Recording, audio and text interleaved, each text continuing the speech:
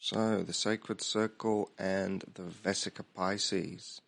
This is sort of the essence of all sacred geometry, which is based on the sacred circle, how you create the flower of life with intersecting circles. But the first intersection is called the Vesica Pisces. I've done that a bit lightly there. I think I broke the end of the pencil. The Vesica Pisces, which ultimately is the third eye. So if we want to understand all this esoteric knowledge and this third eye concept and all this sacred circle, intersecting circles, sacred geometry idea, concept, we need to understand third eye.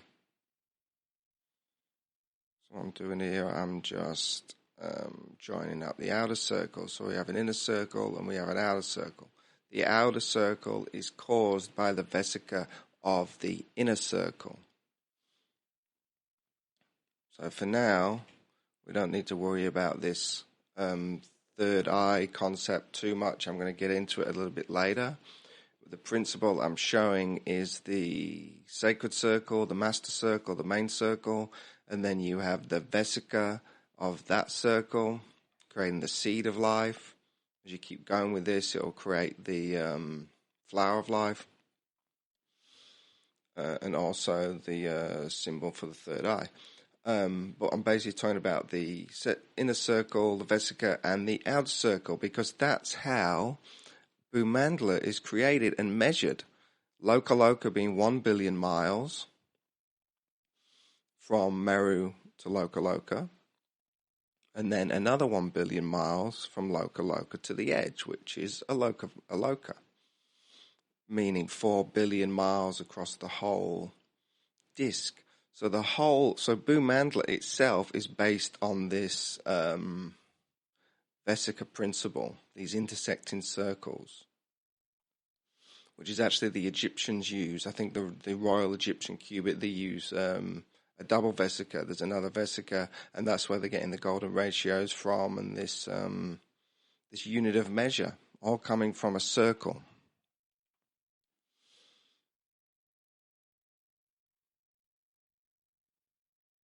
So I'm just going to go a little bit bigger here. Right, so we have here, I've just done it a bigger version. We have, this is Localized Mountain, this circle here, obviously Golden Land in front of it. This is the Clearwater Ocean, and this is Manasatara Mountain. This is a Lokavasha. So, as we can see, the master circle is Localized, then we have the Vesica creating the outer circle, which is creating the inner circle of the Localized, and then the outer circle of Aloka. So we have an inner and outer circle, and this is the precedence that's been set by Bhu-mandala herself, by Vishnu and Krishna, who's created all this.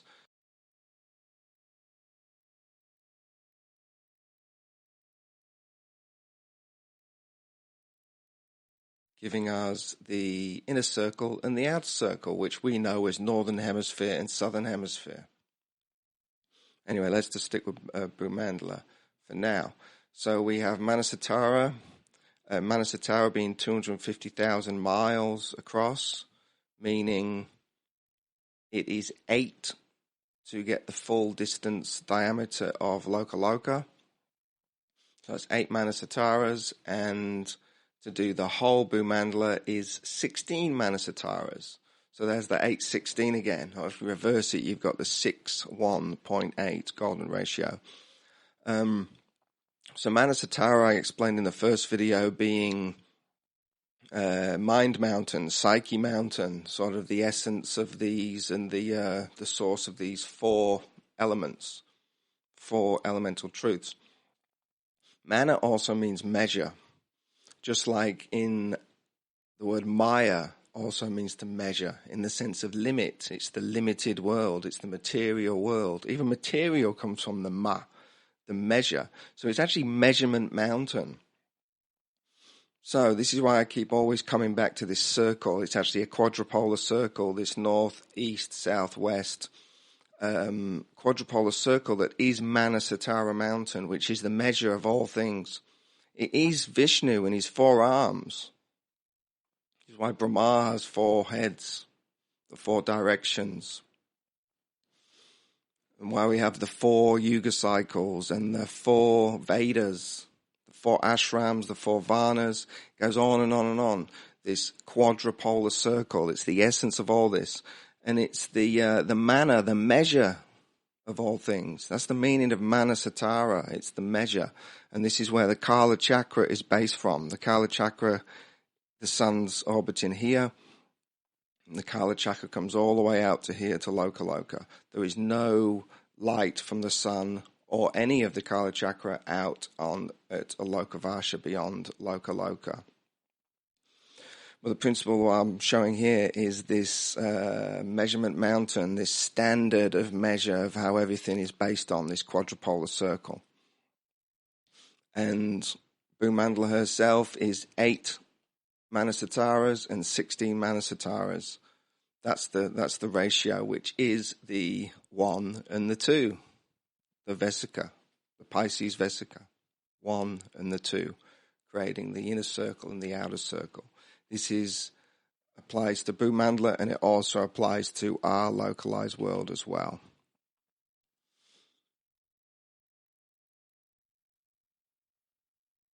So now we've gone to this is Manasatara mountain. There's the wheel of the sun god's chariot. This is all to scale, by the way. 125 million miles out from Meru to the wheel of the sun god's chariot.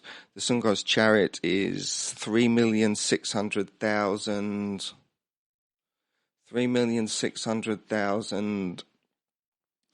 yojanas across by 900,000 yojanas. It's very, very big, which I'm using as the Tropic of Cancer and the Tropic of Capricorn, that distance. I'll explain in a minute. So there's this little drawing of Meru, but basically that speck you see there is Jambudweep. So that's literally the scale of the whole thing. We're tiny, tiny at the bottom of here. That's the pole star, which obviously is above this I've just drawn there, but that is all to scale. That the axles explained in the movements of the sun, that's how they are explained to those measurements. I've done that like that on purpose. So this pole star goes above here. So I'm going to explain, I think it's the just the circular orbits of the actual planets themselves. You know, the sun and the moon, which I explained in the second video, has this daily circular orbit while also moving inwards and outwards. The sun does that once, the moon does that 12 times. Anyway, that's in video 2, I think. Up from the moon is Venus, so that is the geostationary orbit of Venus. So there's obviously a globe in there. I could only do it this way. But there's the sun. So there the sun will be here. And then you can see this orbit of Venus goes all the way up and around. It's going around Manasatara mountain, moving towards Meru, and creating like a 5-pointed star in the sky. It becomes a 10-point, 15-point, 20, 25-point. Anyway, we can see it's all a circular disk, because this is all geostationary orbit. And what beautiful sacred geometry these planets are doing in the sky. There's Mercury. There's Mars. There's the base chakra, 36 petals. That's the geostationary orbit of Mars, which is here. There's Jupiter. It's got 11 petals on its circular orbit. The third eye, which Jupiter Brihaspati represents, is considered a 2-petal lotus flower. And I'll get to that in a minute, but 11 petals that Jupiter actually does in the sky, Earth being here. And so it's going in and around there. That's Jupiter. Then we got Saturn, which I think is, this is 72. Anyway, I'm not sure what that is, but I think it's 72. I'm going to count it now. It's 72 petals. You count it if you want. Gets up to Saturn, all circular. See how the sun's there? Saturn's right out. Where is... So Saturn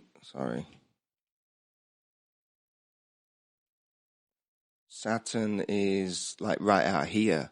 This is where the sun will be orbiting. Venus will be coming out like around here. But Saturn and Jupiter are a lot further out on this circle. But you've got to base everything, the whole, what the Westerners consider the solar system, this is what the Kala Chakra is.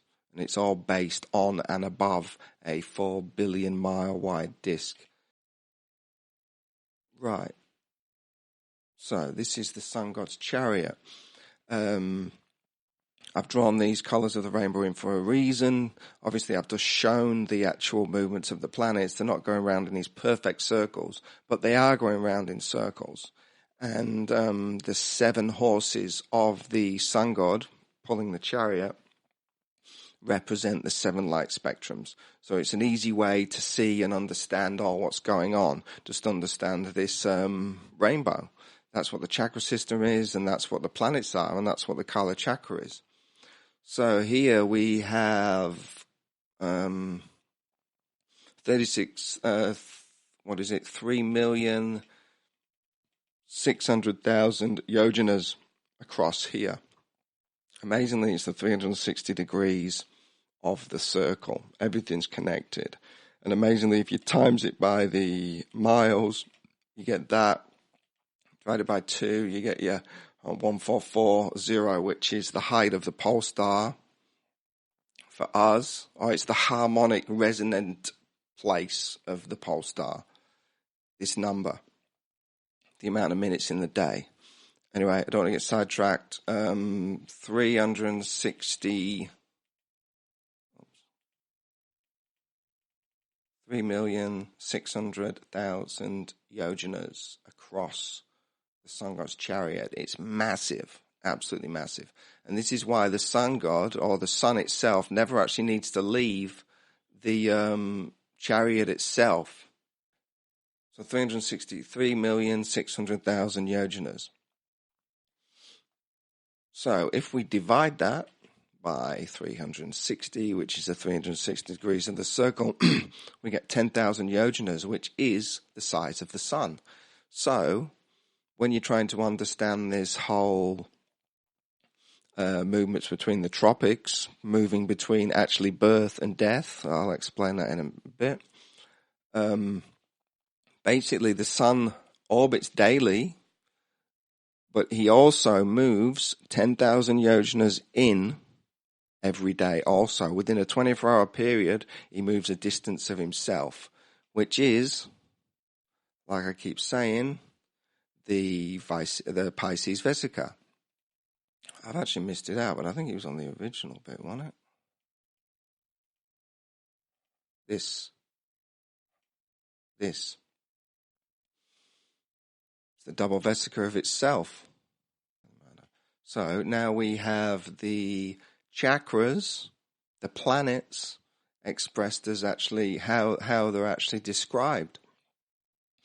The base chakra is a 4-petaled lotus flower. So again, base knowledge is this quadrupolar circle. Everything's based on that, on the 4 arms of Vishnu and his Sudarshan chakra, on his lotus flower, because when we go from Mars, base chakra, then we've got the moon, the sacral chakra. This is the lotus flower, the sacred geometry, the sacral chakra coming from the moon, from the mother. There's the flower. And then the sun, and that's 6 petals. So that is the sacral chakra, or you can view it as the hexagram or the hexagon. The sun is a triangle. It's like the base chakra is a square, or a 10-petaled lotus flower. And that's very important too, because the sun has a lot of connections with the 10th house in the sense of Tropic of Capricorn, where the sun goes on the 21st of December.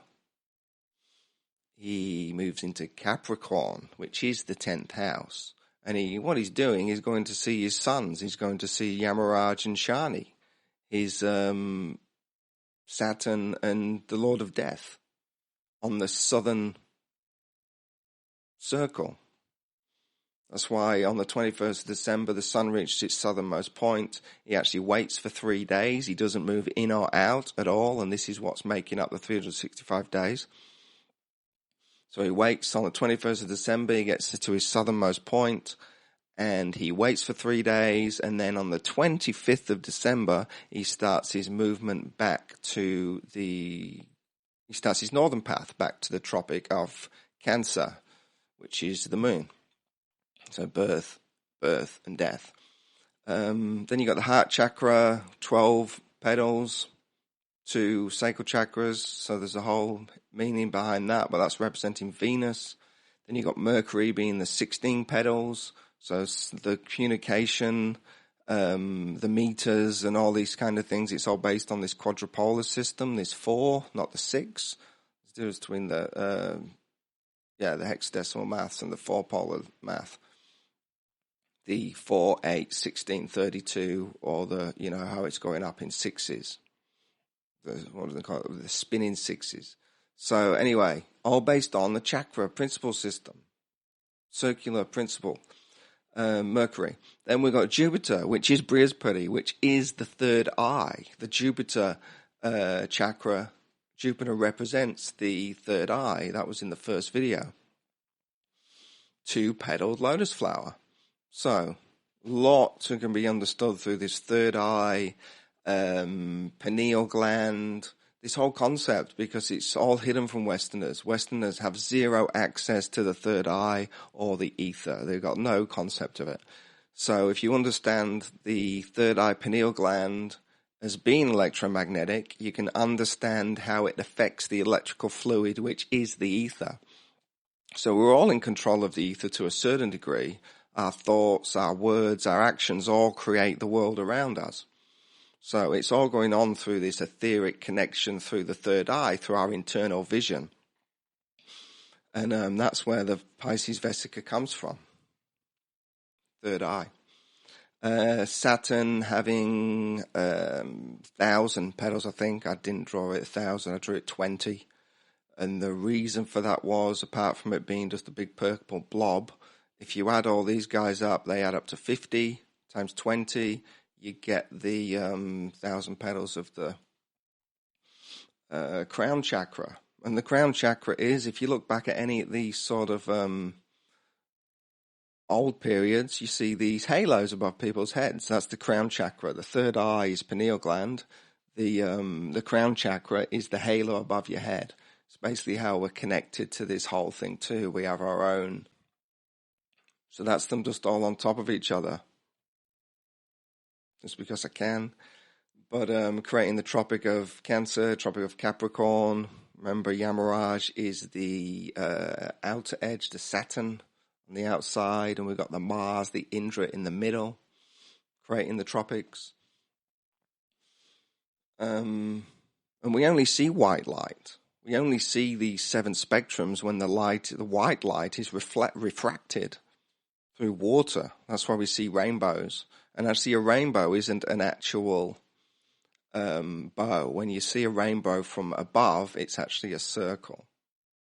Just like up from above, the sun is going in a circle. The moon is going in a circle. It's all going in. So these are all the different planets and the chakras all moving along. And this is what I'm following on to with the whole locogrid. In the last video, the ethereal scales and this whole locogrid concept of basically we're just the Kala Chakra to ours is a 30,000th scaled down version of the Kala Chakra. I stole this off someone off YouTube, so the credit's there. This would be our localized energy field, our torus field.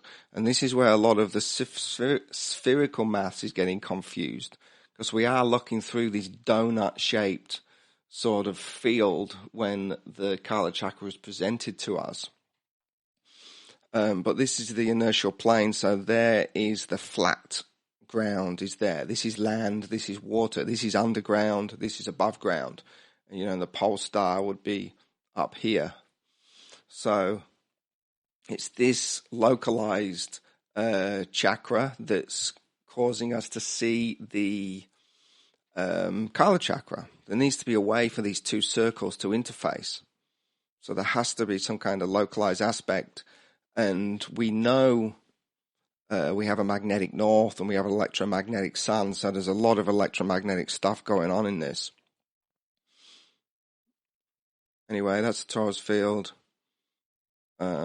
So what I've done here, which I'm considering experimental, I'm not saying everybody has to believe this. What I'm doing is following through this whole circular chakra-based measurement system, trying to understand what's going on.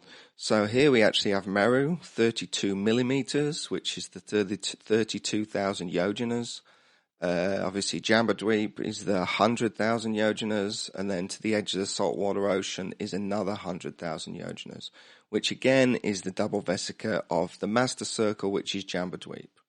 The next one is Plakshadweep, becomes the master circle, and then that's why it's continually expanding outwards, but using this Vesica Pisces principle. Anyway, I've been experimenting with a lot of different intersecting circles over this whole thing, and I eventually come to a 36 pointed flower, which is 6 flowers of life. So 6 sixes or 4 nines, whichever way you want to look at it. So it gives me 36 petals going on around Jambudweep. Each of those petals across and out measure 9 millimeters. So if you understand the scale, 100,000 yojanas, 32,000 yojanas, 9 millimeters is 9,000 yojanas.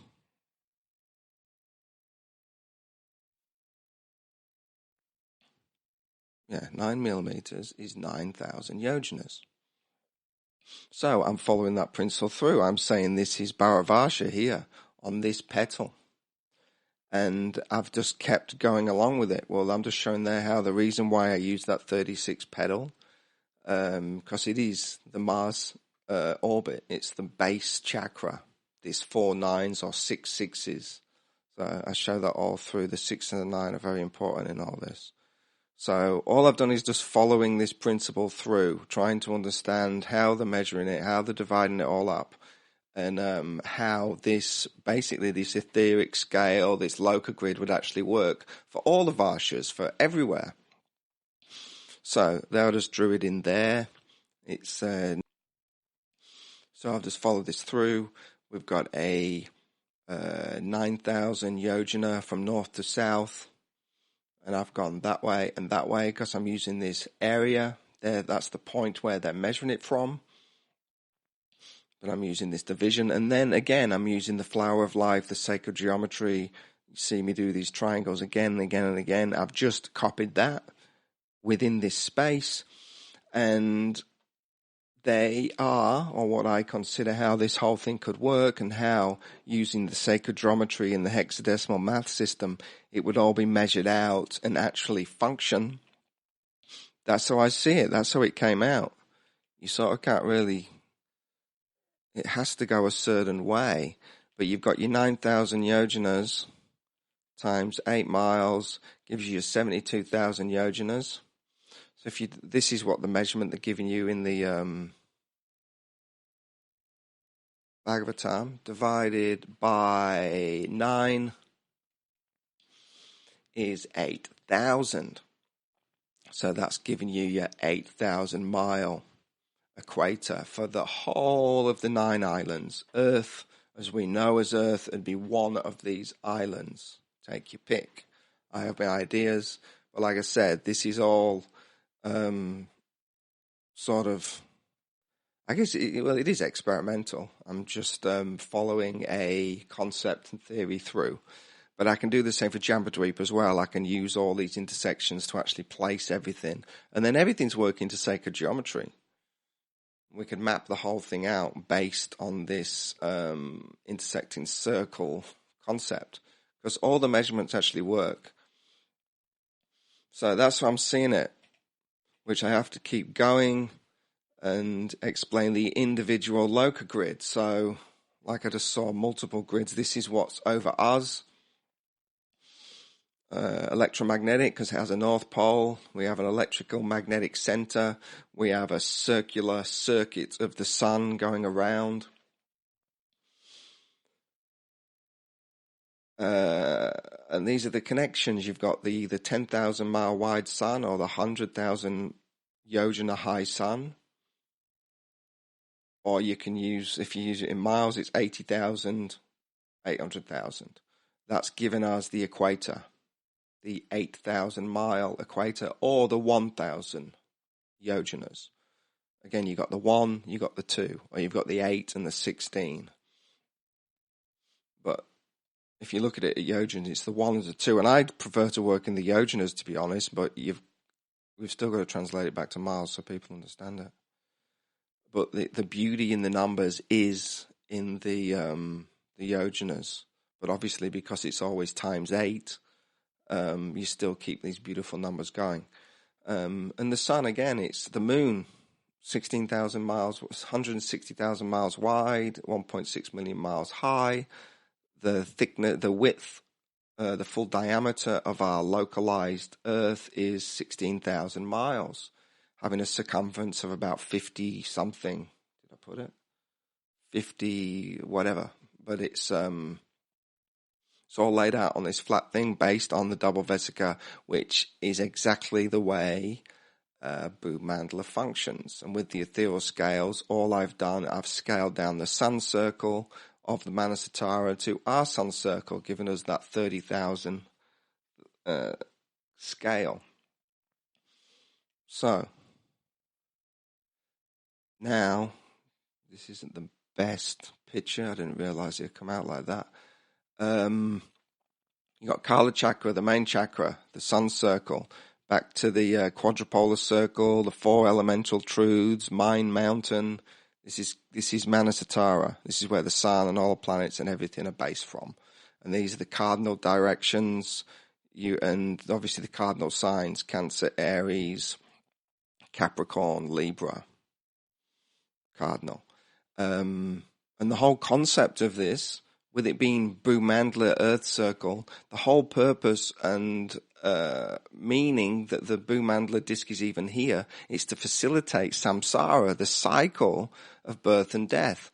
And this is why we have the Tropic of Cancer and the Tropic of Capricorn, because the sun is moving between birth and death in a cycle, in a circle. Samsara, the cycle of birth and death. So that's the importance and the understanding of the actual tropics, those sun movements. Every 6 months makes this northern-southern path, but it's the cycle of birth and death. That's what's going on. So this is the main Kala Chakra. This is the Kala Chakra. See, this dot is Jambudvipa. Where's some tiny speck just off the southern side of Jambudvipa? But this is our localized one. But when it comes to the localized chakra, the north, the birth, the mother, the home, the center becomes the center. It's the home point. It's the mother. It's birth. Because we are also living within the cycle of birth and death. This is why we have a northern and southern circle, an inner circle and an outer circle. And the sun is going on the middle of it. Because it is copying, it is Manasatara. It's simply just, the ether is just scaling it down in the light. Jyotish is the science of light. So once you understand the ether as an electrical fluid, it's literally, this is electromagnetic, pulling the light of the Kala Chakra to the central point of here. So we've got our own mini Kala Chakra. But it's not. There's not multiple suns. There's only one sun.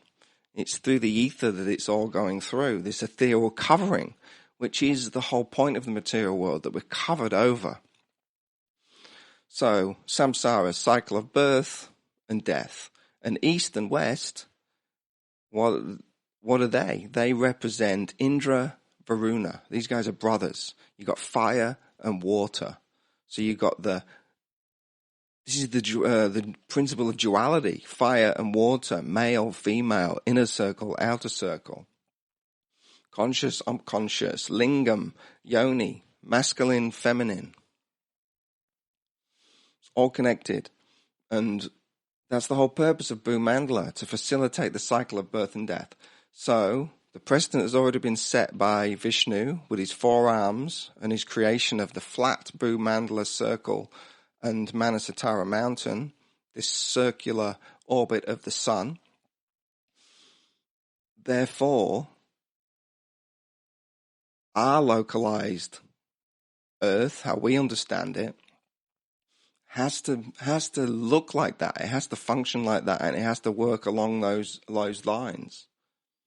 And the only way to understand it is that it's a circle with an inverted north.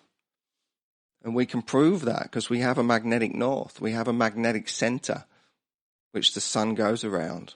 We have a south pole, which is out. And all they've done with the globe model is they've just took the south pole around underneath itself and says it's a sphere.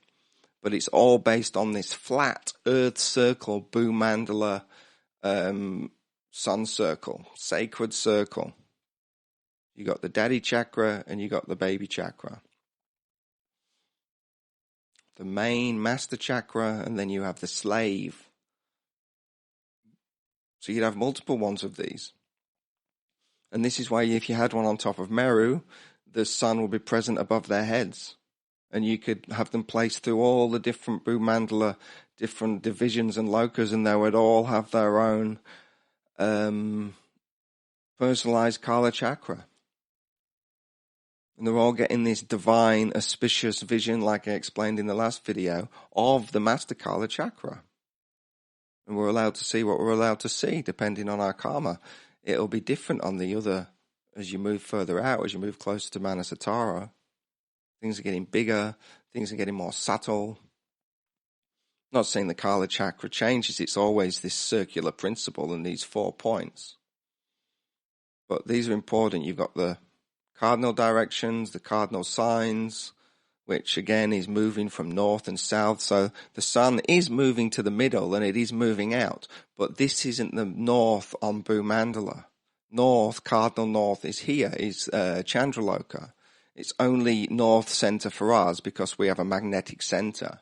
So we need to understand the difference between Manasatara and how it's locally sort of working for us. But once we understand these 2 concepts, when we read the movements of the sun and when we're reading all these 5th canto, reading the 5th canto, the orbits of the planets and everything, all we're going to do is understand this principle and we can understand it fully. But we have to accept a flat circular earth based on Bhu-mandala itself, which is flat circular earth. Why would Krishna make any different? Why would he make a sphere? Why have Bhu-mandala and then make Earth a sphere? It doesn't make sense. Anyway, that's another argument. What we got? Anyway, this is I think this is a weather balloon at 24 miles up. I'm saying the sun's at 27 miles. So do with that what you will. We'll see this moon, I think.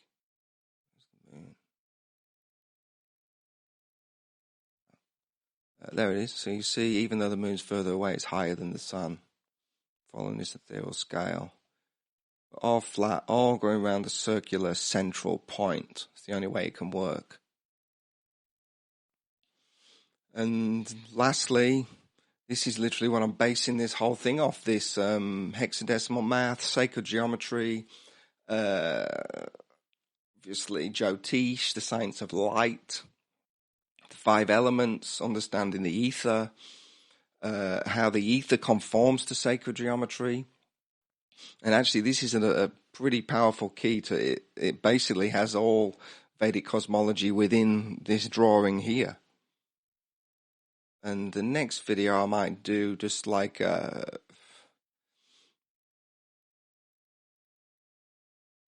conclusion to it all. Anyway, next video I'll explain. I'll go into this deeper. I'll get more into the esoteric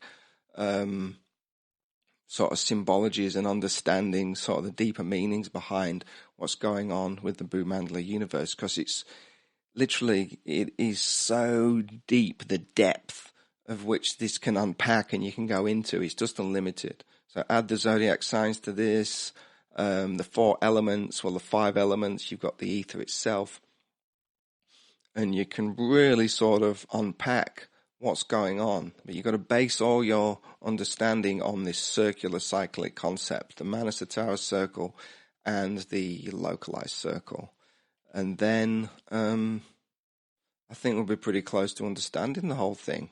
All this is conceptual. Obviously, it's sort of skeleton form. It all needs to be fleshed out and understood and presented probably more straightforward. Presenting better, keep improving the presentation. But the principle's there. The 108, the Sudarshan chakra, the quadrupolar circle, Lord Vishnu, the wisdom from Brihaspati, the third eye, Indra, Yamaraj, the Lord of Death, which again, you have to go to Yamaraj to access this third eye stuff. Just like the Freemasons do, they go to Saturn, Satan, and the Lord of Death, and Baphomet, which is Capricorn. So the demigods, they don't care whether you're devotees or not, you still get benefit from their worship. So this is how the Freemasons are getting access to all this third eye knowledge. And this is why they make such amazing buildings, and why all throughout history there's all such amazing buildings, because they understand this etheric scale and this sacred geometry, and they basically just use that to create all these amazing creations. Anyway, so they've got access to this, and they're not letting other people have access to it, but it's actually all based on Bhu-mandala. That's why I say Bhu-mandala literally is the holy grail, the sacred dish, the sacred disc, where all knowledge comes from. And that's what Vedic cosmology is about. Depth of knowledge. And this is why Srila Prabhupada wanting us to understand the 5th canto. It's not an argument between flat or round. There's no contest. There is literally no contest between the globe model and what I'm presenting in the circular cyclic 5th canto Srimad Bhagavatam model.